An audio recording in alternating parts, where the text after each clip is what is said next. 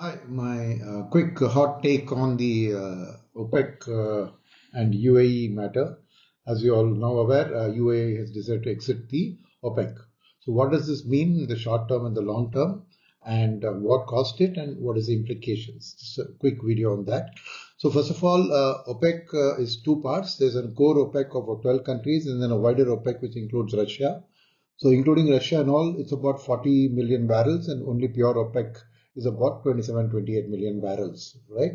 So the situation was that pre-war and post-war, there's a sharp drop in about 9 million barrels overall, but pure OPEC about 2.7 million barrels. Now, OPEC, UAE share, UAE is the third largest in the OPEC 12, which is after Saudi Arabia and Iraq, had a limit given by the OPEC of 3.4 million, and they were also already producing about 3.6 million barrels per day there, right? During the war and because of the consequences, there's a sharp drop to about 2.6, 2.7 for UAE. But parallelly, what has been happening, two things. One is that UAE has been investing in increasing its capacity, spent about $150 billion in doing that. And currently that capacity is 4.85. And by 2027, it's expected to touch 5 million barrels per day. So UAE has been unhappy about the fact that its limit is not being increased, number one.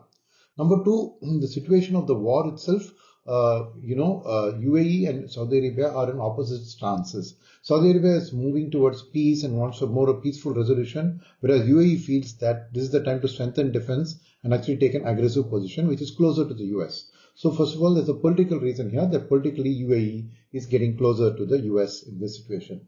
Economically, of course, it feels constrained by the fact that OPEC is unlikely to allow them to increase it further. So they have unilaterally, they have not even discussed with Saudi, just decided to exit OPEC.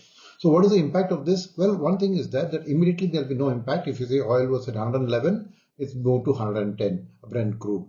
So no impact because it's still Hormuz Strait. Hormuz Strait is closed.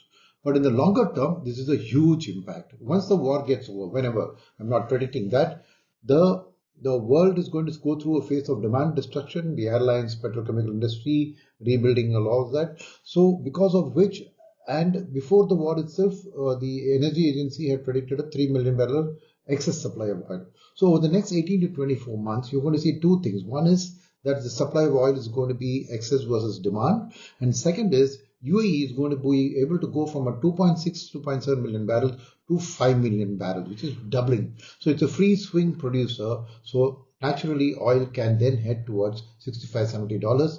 Good news for India. Yes.